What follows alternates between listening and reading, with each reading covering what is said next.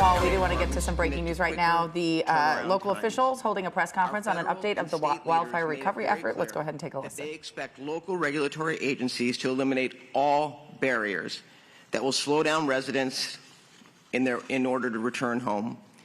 We must seize the opportunity to both revitalize our communities and also help individuals rebuild their houses in a way that meets their needs in the future. I'm also looking into ways residents can access grants and philanthropic funding for modern investments in their new homes.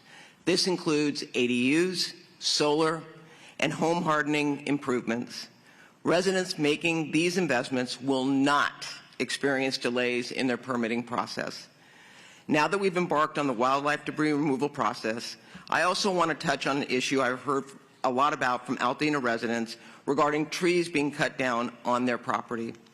I've been assured by the U.S. Army Corps of Engineers that property owners would be given at least 5 days advance notice before any debris removal begins, along with the opportunity to understand whether a tree on their property has been deemed unsafe or needs to be removed.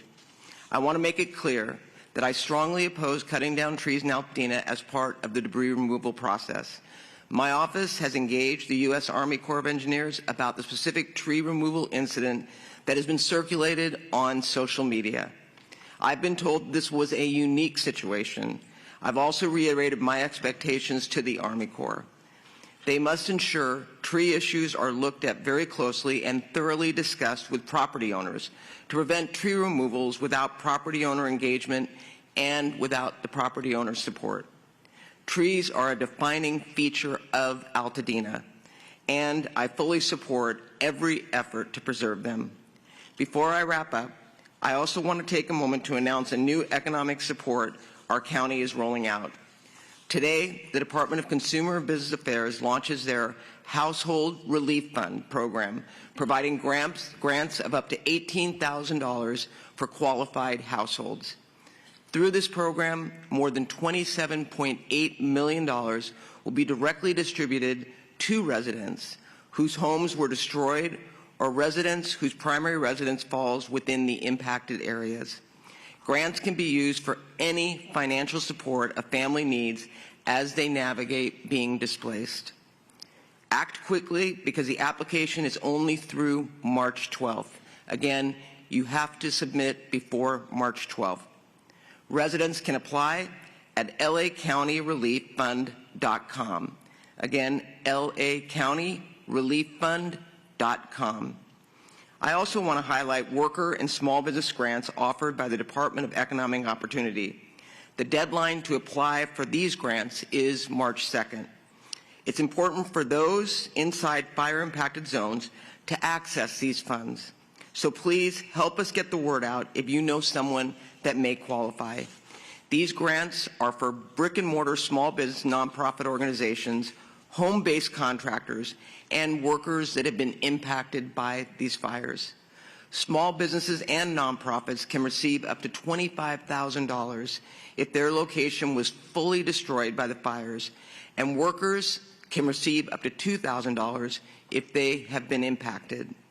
You may visit laregionfund.lacounty.gov. Again, laregionfund.lacounty.gov for more information to apply.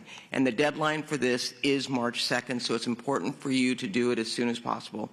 With that, I would like to introduce Supervisor Horvath from the 3rd District.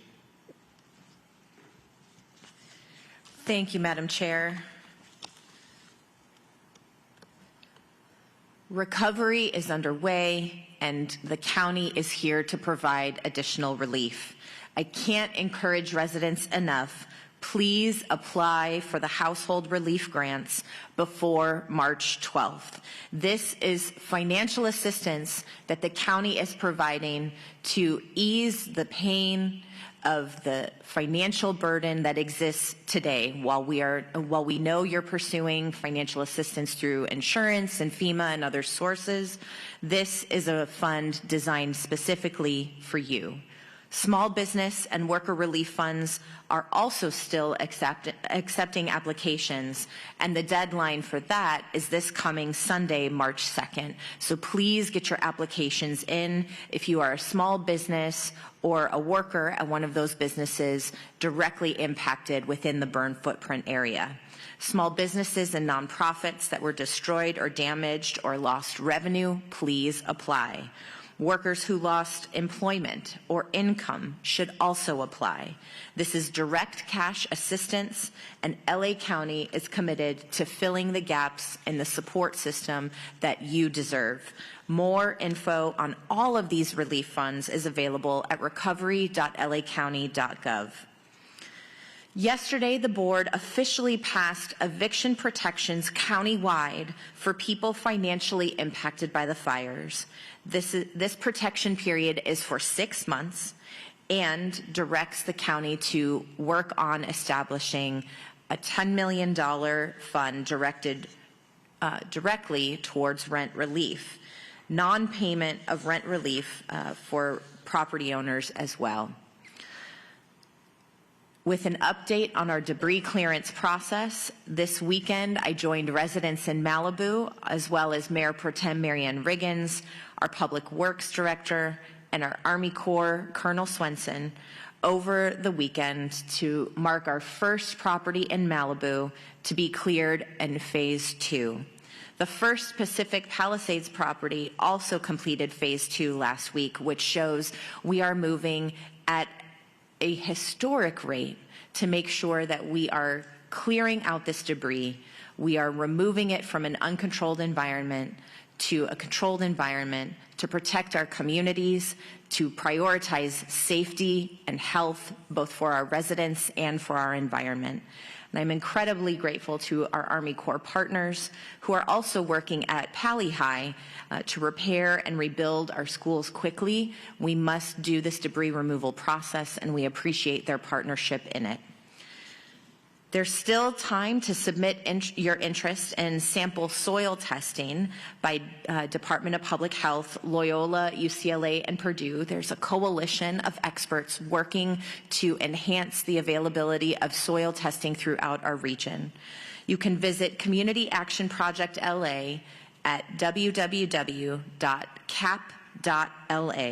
Complete the survey, and they will proceed in corresponding with you about what is next in those steps for soil testing. Finally, light rains were forecasted this weekend. We're not anticipating significant debris flows, but our Public Works Department, as well as all of our related partners, will appropriately respond to keep our communities safe. So we encourage you to stay alert about the news about the weather updates. With that, I'd like to welcome Cherie Peterson, Acting Regional Administrator, U.S. EPA. Thank you, Supervisor. I'm very pleased to report that EPA has completed assessment, removal, and safe disposal of all household hazardous materials from the Eaton and Palisades wildfire area. This success would not have been possible without the dedication of EPA personnel, EPA contractors, government agencies, and of course the support of the public.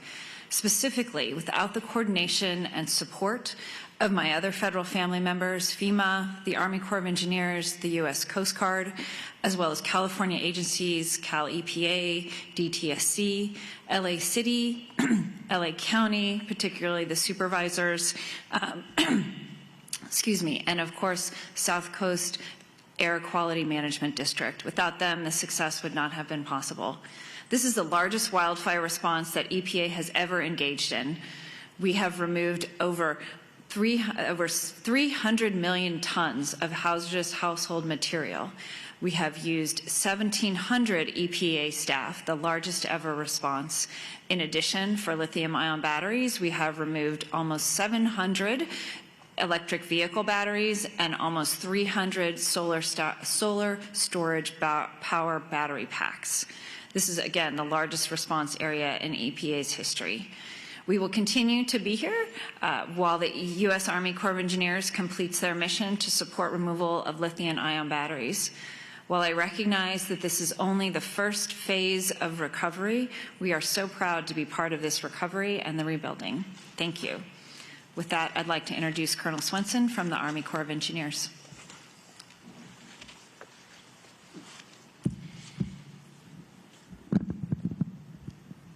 Good morning, LA County. Colonel Eric Swenson, United States Army Corps of Engineers. I'd just like to start by thanking the supervisors for putting me forth. For those who are baseball fans, that means it's the cleanup position, and that is exactly what we're doing here in LA County in both the Eaton and Palisades fire impacted area. We have crews out right now and have been out for the past couple weeks and will be out for the next couple months, rapidly and safely clearing fire ash and debris from fire damaged properties so that this community can rebuild. Our team remains committed to this mission. We are working diligently and safely to help families recover from these terrible wildfires that struck this community on starting January 7th, 2025. Let me give a little progress update. So last week we reached a significant milestones. We completed our first residential debris removal in both Altadena and in Pacific Palisades neighborhoods, as well as in Malibu. We've completed 10 properties to date. That number continues to grow, but the progress is far greater than that when you look at the number of crews we have out and the work that they're doing in the community. At the Pasadena Unified School District, we have cleared debris from 4 schools, and we are getting ready to work on our 5th and final school in that school district. Just this week, we completed work at Pali High, and we have 2 more schools in the LA Unified School District that we are working hard to get started and hope to have that started here in the next week. I just want to clarify some tree removal questions. I know this has been a topic of interest. We understand that there are concerns and some misconceptions regarding tree markings and removal. Just let me be clear. Our goal is to save as many trees as possible. Not all trees that are marked will be removed. In the early days of the fire, there were several agencies out marking trees, especially those along the right-of-way. So I just want to make sure everyone understands the marking that the Corps of Engineers is using, and we are right now the agency that is removing fire-damaged trees. So the Army Corps marks hazard trees with 3 blue dots and a barcode at the base. Trees will be removed if they meet some strict criteria, which I'm going to lay out now. They are in the ash footprint and must be removed to safely conduct debris removal. They pose an immediate safety risk to work crews or the public. And we do this with arborists who are International Society of Arboricultural certified, and they determine in their professional opinion that these trees are dead or expected to die within 5 years. Trees that do not meet these criteria will remain, and we do not remove trees simply because they are burned or damaged. We use that professional judgment from a certified arborist, and we've been doing this process in support of FEMA for over a decade, and in the state of California, we follow the same procedures that the state follows. The county is also, we're working with the county on a waiver process so that homeowners could opt out of a tree. That would transfer the risk back to the homeowner. Obviously, you know, it is our interest, we're here for the public health and safety. So if we mark a tree to be removed, we're doing it to support the public health and safety for the community while we're working, but also after we leave and the public returns to these properties to rebuild their homes. Okay, a couple public service announcements. So I'm going to ask for the public's patience. You've heard me say this before. We have a lot of trucks on the road moving around, and I just ask the public to just be aware that we have an increased truck traffic. We're doing everything we can to manage congestion on roads and not to overburden any of the roads. But for the next few months, there's going to be an increase of traffic as we try to get this fire ash and debris safely moved from fire-impacted parcels in line trucks to a permanent landfill. Also, for those who are interested in following the progress of their parcel, there's several viewers out there. The EPA has a public viewer, the Corps has a public viewer, and the Department of Public Works has our ROE public viewer that you can get to, all from recovery.lacounty.gov. The links are there so you can follow along and see where your parcel is in this process. I also have a debris hotline that can be reached from 6 in the morning till 6:30 in the afternoon. It's staffed with both English and Spanish speakers, and I'll give that number 213-308-8305. Again, that's 213-308-8305. In closing, the Army Corps of Engineers remains focused on delivering this mission safely and with the utmost care for the people of Los Angeles. We will continue working closely with our federal, state, and county partners, as well as local officials and impacted residents, to clear the way for recovery and rebuilding. Finally, I encourage you, if you're sitting on the fence with regards to the right of entry, the right of entry deadline established by the county is 31 March 2025. So if you have questions about whether you should sign up for the right of entry and what your decision should be, I encourage you to reach out to either the county or reach out to the Army Corps of Engineers at our call center, or find one of my red shirts or myself out in one of the impacted areas and ask us questions. We're here to answer them. We want you to be partners in this process, and we want you to have this fire ash and debris safely removed from your property as quickly as possible so that you can move on with the next task, which is rebuilding your lives and livelihoods here on your property in beautiful LA County. Thank you. Thank you very much, Colonel. We'll now transition to our question and answer portion. We have a few roving microphones, so if you do have a question, please raise your hand. We'll run a microphone to you. Just introduce your name and your media outlet. We'll start right over here.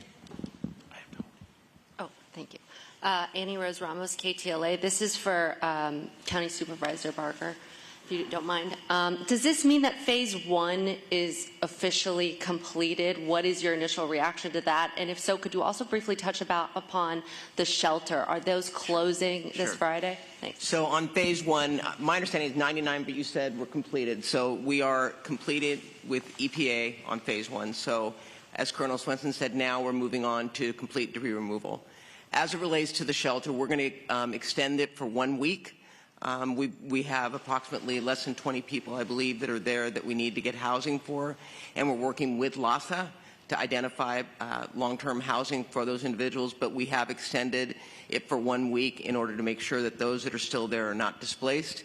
It's important for us to provide them with a roof over their heads, and we recognize that. So Pamela Park will remain open for 1 week, and we're going to work very hard to secure housing for them. Thank you. We have a question, I think, over here. Hi, Laura Nelson with the LA Times. This is a question for the EPA. I'm hoping you can touch on just some timeline and logistics questions about phase 1. How did you complete it so quickly, if you can talk about that a little bit? And then how many properties were cleared? How many were deferred to phase 2? And can you provide an estimate of how much waste might be left for the Army Corps to clean up in phase 2? Thanks. Sure. So we ramped up. We normally have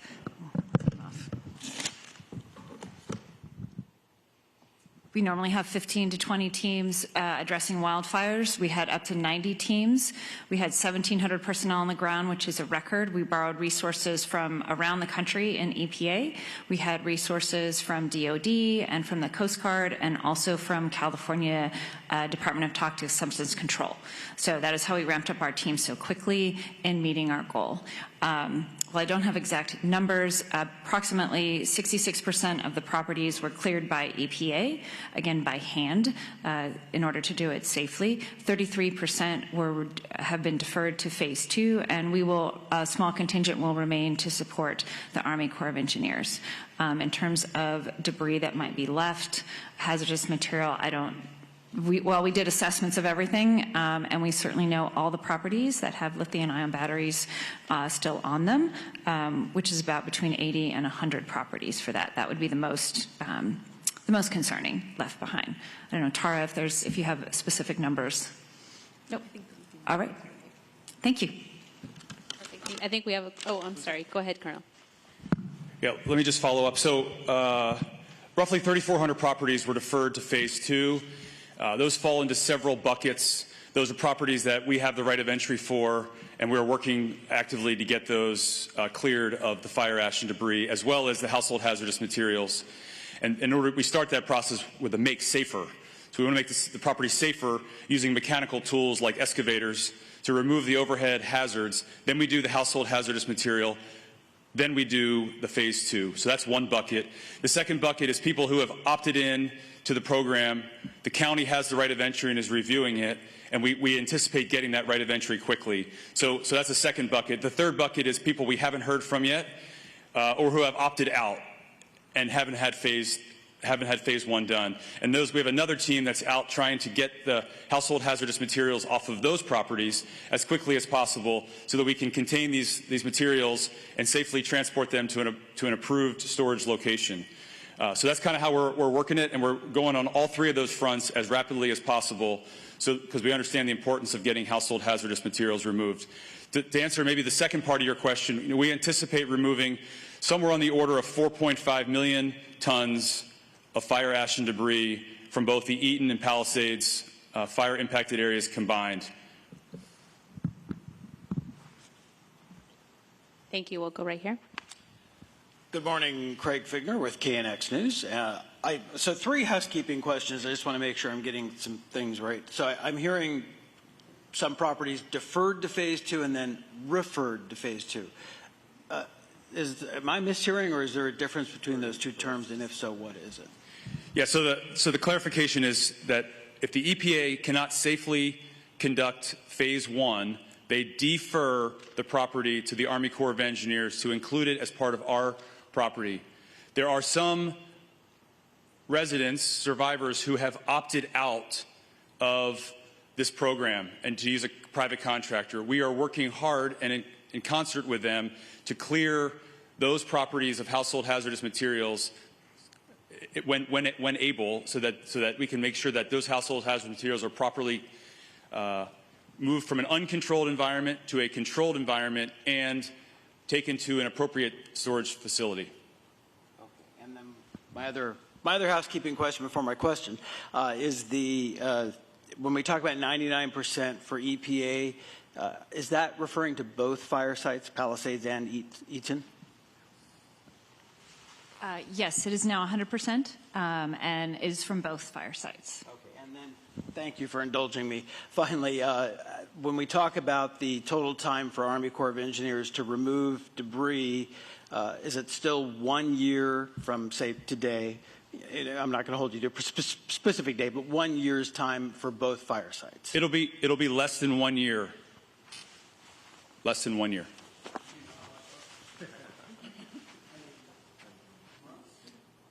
I think part of that depends on how fast residents opt into the program. If they wait till 31 March, or if they do it today, which is why we've been encouraging, the whole unified team here behind me, as well as the county, have been encouraging residents to ask questions, to be knowledgeable on the process, and to make that decision so that we can get crews out to remove the debris.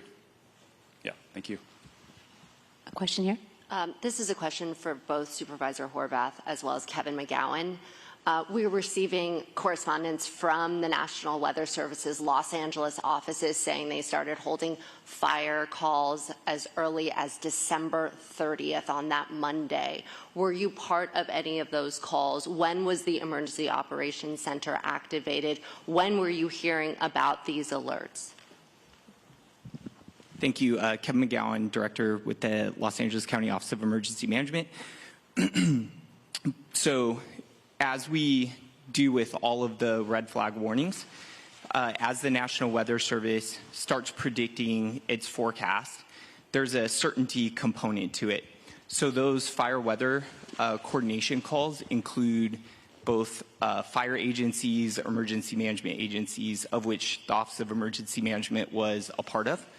As the certainty and confidence in those forecasts increase, we start then hosting what we call operational area coordination calls with fire agencies, law enforcement, emergency management.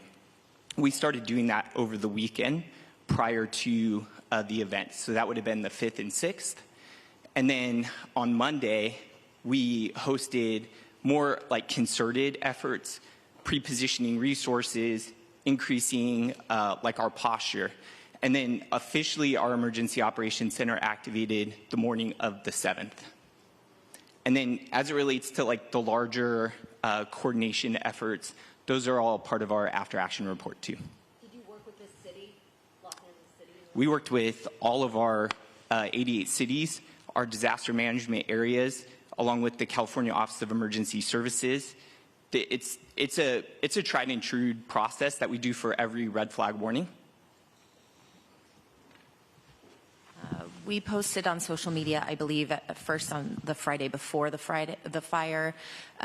We sent out an email to all of our constituents who receive our newsletters on the Monday before the fire. I was personally in Topanga on Saturday and in Malibu on Sunday, contacting small business owners to make sure that they were aware of the red flag warnings as well. So I was doing that personally in person. But we were very much engaged because emergency preparedness is a way of life for the 3rd District.